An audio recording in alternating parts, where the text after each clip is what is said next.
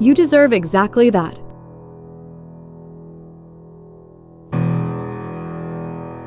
I heard those words twice that autumn. The first time, it felt like an embrace. The second time, it felt like a sentence.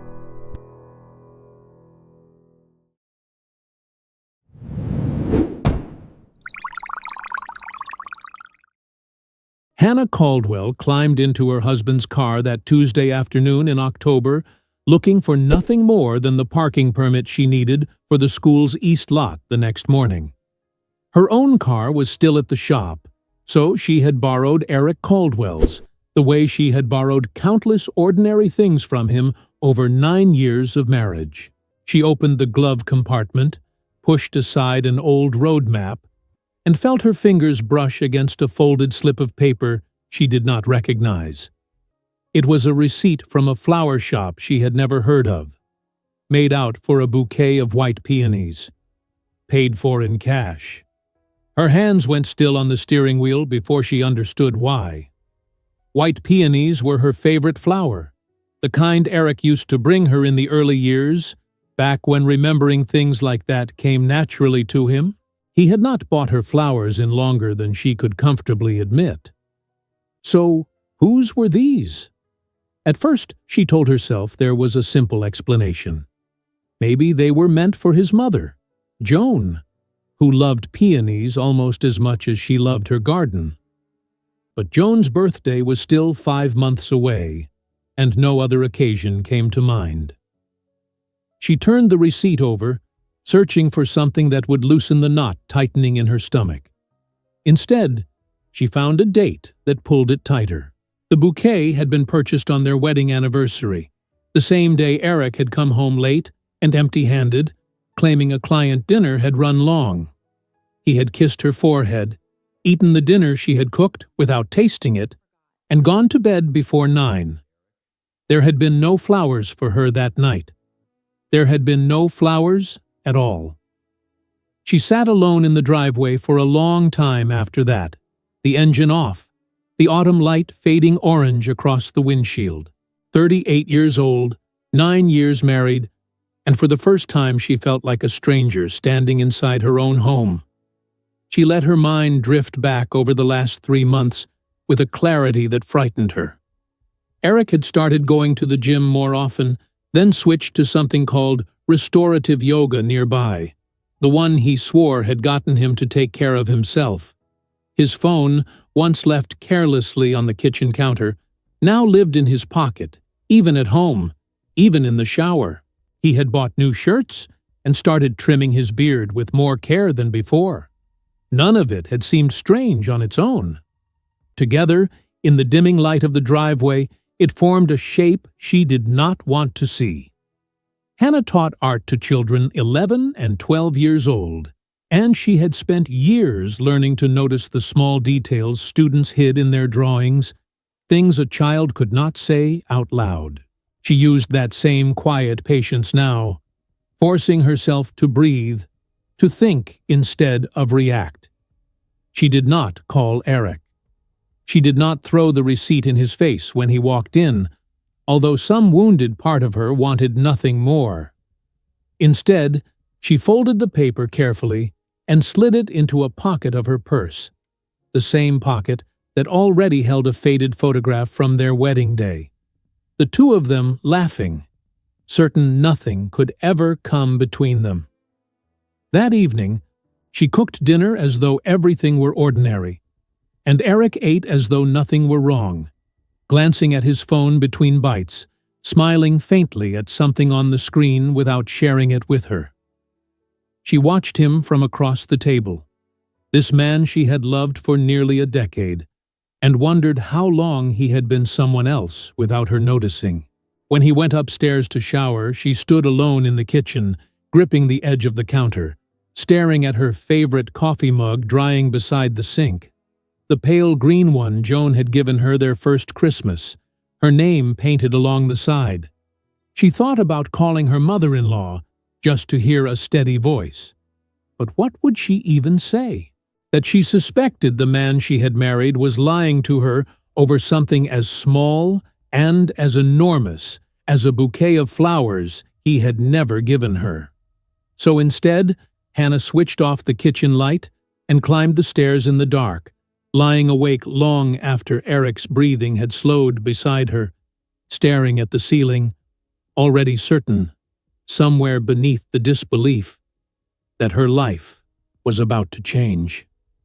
She did not yet know who he had become, or who had done this to them both. But by the end of the week, she promised herself, she would. She kept her promise. By Wednesday night, after Eric had fallen asleep, Hannah sat in the dark kitchen with her laptop open to their shared bank account, scrolling through months of small, ordinary charges. Coffee shops, gas stations, and then, buried between them, a recurring payment to a wellness studio she had never heard him mention, charged every month for the last 3 months. It was not just the flowers, then. It had never been just the flowers. She found a dinner charge from a restaurant she did not recognize, dated the same evening as his client meeting that ran long, the total too small for a business dinner, barely enough for 2 glasses of wine and a shared dessert. Hannah closed the laptop and sat very still in the dark, listening to the refrigerator hum, trying to remember the last time Eric had looked at her, the way a man looks at someone he still wants. The confirmation she had been bracing for came 2 days later, on a Friday morning, when Eric left his phone charging on the counter while he rushed through a shower before an early meeting. The screen lit up once, twice, a name glowing against the glass that he had saved simply as a single letter. Nothing more. Hannah read the message without meaning to, her heart pounding so loudly she was certain he would hear it through the bathroom door. It was short, warm, intimate in a way that left no room for misunderstanding. She set the phone back down exactly where it had been and walked away before he came downstairs, her hands shaking the whole time she poured his coffee. That weekend, she signed up online for a trial class at the studio using only her first name and sat in the back row of a room that smelled of lavender and clean sweat. When the instructor walked in and introduced herself to the class as Yasmin Reyes, Hannah felt the air leave her lungs. The single letter from the phone screen finally had a name. The woman was younger than she had imagined, confident in the easy way of someone who had never once been humiliated, moving through the room with a calm, open warmth that made it easy to see why Eric had been drawn to her. She corrected a stranger's posture with a gentle hand on the shoulder, smiled at the class as though she had nothing in the world to hide. Hannah barely made it through 20 minutes before she gathered her things and left, sitting in her car afterward, with her forehead pressed against the steering wheel, finally letting herself cry. The days that followed blurred together.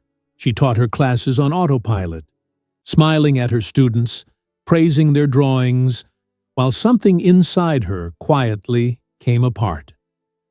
One afternoon, alone in the art supply closet during her lunch break, she pressed both hands over her mouth so no one would hear her break down between the paint jars and rolls of butcher paper. By the following Sunday, she could not carry it alone any longer, though she still was not ready to say the words out loud. She drove to Joan's house, telling herself she only wanted coffee. The kitchen smelled faintly of cinnamon, and Joan, sharp-eyed as always, took one look at her daughter-in-law's face and did not ask a single question. She simply poured 2 cups, sat across from her at the small table, and said that whatever Hannah was carrying, she did not have to put it down today if she was not ready. But whenever she was, Joan would be right there. Hannah cried quietly into her coffee, and Joan reached over and held her hand without a word. At one point, almost in passing, Joan mentioned how Eric had always been careless with paperwork, signing things without reading a line ever since he was a boy. Too trusting, too sure nothing bad could ever find him. She said it lightly, shaking her head with the fondness of a mother who had given up trying to change her son. Hannah laughed despite herself, wiping her eyes, and stayed another hour before she finally hugged Joan goodbye at the door. Driving home in the fading afternoon light, Hannah did not yet have a plan, not one she could have named. But somewhere between Joan's kitchen and her own front porch, something had quietly shifted inside her. A small, steady resolve replacing the panic that had lived in her chest for nearly 2 weeks. She was not ready to say it out loud, not even to herself. But she was no longer the same woman who had found a receipt in a glove compartment and wondered if she was imagining things. The week that followed moved with a strange, deliberate calm, as though Hannah had finally stopped drowning and begun, instead, to swim. On Monday afternoon, she sat across from a family law attorney in a small office downtown. A folder of bank statements and photographs spread between them, and explained, in a steady voice that surprised even her, exactly what she wanted done. The attorney listened without interrupting, took careful notes, and mentioned almost in passing that marriages built over nearly a decade were treated differently under the law than most people assumed. Hannah only nodded, her mind already somewhere else, somewhere past the office, already standing in her own kitchen. She did not bother explaining why 9 years felt like a fragile thing to give away. By Wednesday, the papers were ready. One copy already carried her signature at the bottom, granting Eric the house, the savings, everything they had built together over 9 years, without a single condition attached. It was the kind of document people signed when they no longer had the strength left to fight for anything, and Hannah signed it with a hand that did not shake, though her chest ached the entire time. The attorney slid the folder back across the desk and asked gently if she was certain. Hannah said only that she was tired of being certain about things that turned out not to be true. She tucked the second, unsigned copy into a plain envelope and carried both home that evening, setting them on the passenger seat the way she might have once carried something fragile. That night, while Eric slept beside her for what she quietly understood would be the last time. Hannah lay awake composing the letter in her head, word by word, until she finally rose before dawn on Thursday and wrote it by hand at the kitchen table, while the house was still dark and silent around her. She told him she could not bear what had happened, that she had already told his mother and his sister everything, that she had requested a transfer from her school, and that she did not want him to come looking for her. She wrote that she was not angry anymore, only tired, and that he could keep the house and the car and all of it, if it meant never having to speak of any of this again. Her pen hovered for a long moment over the last line, before she finally wrote that she only wanted peace, and signed her name beneath it. Before folding the letter, she walked once through the house in the gray early light, touching things she had not noticed in years. The doorframe where they had marked their height, the year they painted the kitchen together. The window seat where she graded essays on Sunday afternoons, while Eric watched football beside her. The framed photograph in the hallway from their honeymoon, both of them sunburned and laughing, taken by a stranger on a beach they could no longer quite place. The small maple tree they had planted in the backyard the spring after their wedding, now taller than either of them. She let herself feel all of it, every bit of the grief, before she finally turned away, reminding herself that this was a performance, even if her tears were not. She read the letter twice, folded it once, and left it propped against a small green coffee mug in the center of the table, the same mug Joan had given her their first Christmas, her name still painted carefully along its side. Beside it, she set the envelope. Then she packed one bag, took a final look at the kitchen exactly as she wanted Eric to find it, and walked out the front door without looking back. Eric, meanwhile, had spent the day in an unusually good mood. His regional numbers had come in well above target for the 3rd month running, and his manager had hinted, only half joking, that a promotion might be on the horizon. He drove home with the windows cracked, humming along to the radio, already imagining how he would tell Hannah the good news over dinner. Instead, he walked into a kitchen lit only by the last gray light through the window, the house unnervingly quiet. The table held three things that did not belong together. A coffee mug he recognized instantly, an envelope with 2 copies of a document folded inside, and a single sheet of paper covered in Hannah's familiar handwriting.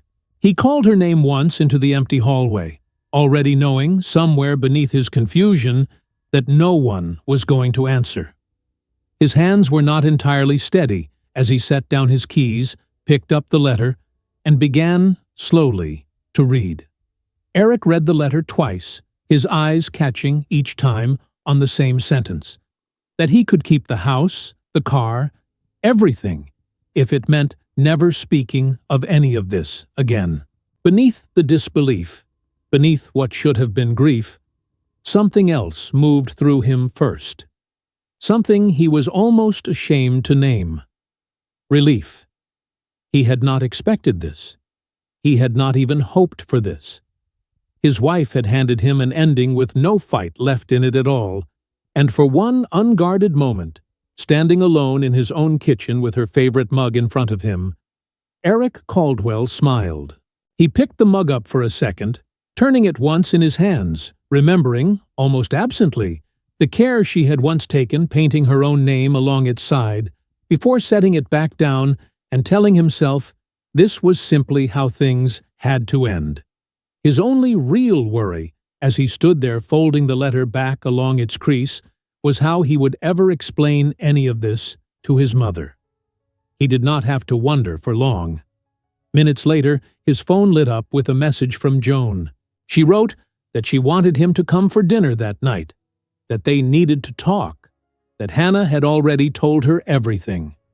She told him not to worry, that she was not angry with him, and asked him, simply, to please come. Eric read it 3 times, his stomach tightening in a way the letter itself had not managed to do. He had nothing left to hide, and the drive to his mother's house felt longer than he expected. He braced himself at her door for judgment, for the disappointed silence he knew so well from childhood. Instead, Joan pulled him inside, sat him down at her kitchen table and told him she understood. Marriages cooled, she said. People grew into different versions of themselves, and there was no shame in finally admitting it out loud instead of pretending forever. Hannah, she said, was disappointed, but had told her she understood too, that it was better for both of them to go their separate ways than to keep living a lie. Eric could hardly believe what he was hearing. "Mom," he asked, "are you sure you're really okay with this?" He asked about his sister next, and Joan admitted that Brooke Caldwell had taken the news harder, since she had always been fond of her sister-in-law, but that she would come around with time. Eric exhaled, relief washing over him in a way he had not expected even from his own mother. Joan went further, telling him that happily ever after was nothing but a story people told children, and that she would rather see her son live honestly than die slowly inside a marriage built on pretending. Emboldened, Eric laughed and said that if he had known sooner, he might have proposed something else entirely. Hannah as his wife and Yasmin beside her. 2 women instead of 1. Joan only laughed and shook her head, then announced, before he could recover, that she wanted to meet this new woman properly, this Saturday, for dinner. "Consider it payback," she said, "for every Sunday dinner you've skipped these last few months." Eric, surprised by how quickly his mother had moved past everything, agreed before he had time to think twice. That night, he told Yasmin everything, watching her face shift from disbelief to something close to delight. "I never imagined I'd become Mrs. Caldwell this fast," she said, laughing, "or this easily." Eric only pulled her closer and told her their luck seemed to be holding. The following day, he dropped his signed copy of the divorce papers at the attorney's office, And that same afternoon, his manager confirmed what he had only hinted at before. The promotion was official. That evening, watching Yasmin get ready for bed, in what would soon be, in his mind, their house, Eric told her it finally felt like life had decided to smile on him. By Saturday afternoon, Joan's house was full of warmth and the smell of something already in the oven. Eric arrived alone first, as instructed, lingering nervously at the door. "Mom," he asked one more time, "you're really sure about this?" Joan only swatted his arm and told him to hurry up, that she wanted to meet her new daughter-in-law already. He smiled, kissed her cheek, and drove off to collect Yasmin. She arrived 20 minutes later, smoothing the hem of her best dress at the front step, her nerves doing little to dull the hope rising in her chest, having no idea at all what was waiting for her on the other side of that door.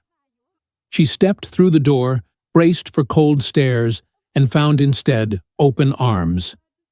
Joan pulled her into a hug before she had even finished saying hello, declaring that she finally understood exactly why her son had chosen her, that she was lovely, that she already loved her. Eric beamed from the doorway, looking for once genuinely pleased with how his life had arranged itself. Yasmin looked at him, then at his mother, and let herself relax for the first time all evening. Only Brooke Caldwell kept her distance, offering a tight, wordless nod from across the room, though Joan waved it off gently, promising it would pass with time. Dinner went smoothly, warm and easy, the kind of evening Yasmin had not dared to hope for. Then Joan disappeared into the kitchen and returned carrying her peach cobbler, the rustic dessert she only ever made for the most special occasions, and Eric and Brooke both went still at the sight of it. When Joan explained its significance, Yasmin pressed a hand to her chest, overwhelmed. "I don't deserve all this," she said softly. Joan only smiled and served her the first slice. "My dear," she said, "this is exactly what you deserve." Minutes after Yasmin took her first bite, her lips began to swell, then darken toward green, her teeth and tongue following soon after. The narrator should note, for anyone wondering, that what Joan had folded into that filling was entirely harmless. Nothing more than a flavorless, non-toxic compound that reacted with saliva, causing temporary swelling and discoloration that would fade within a few days. Nothing dangerous at all. But chaos broke out at the table regardless, Yasmin gasping, Eric and Brooke frozen in horror. Then the front door opened, and the room went silent. Hannah walked in calmly, her heels echoing against the floor, and looked evenly at the table. "Joan," she said, "I don't know if that was really what she deserved. The green didn't suit her at all." Joan considered this. "True," she said. "Red might have looked better." Only then did the family understand. Humiliated and furious, Yasmin fled. Eric rose to follow, but Joan's voice stopped him cold. "Sit down. Dinner isn't over. Hannah still has a few things to explain."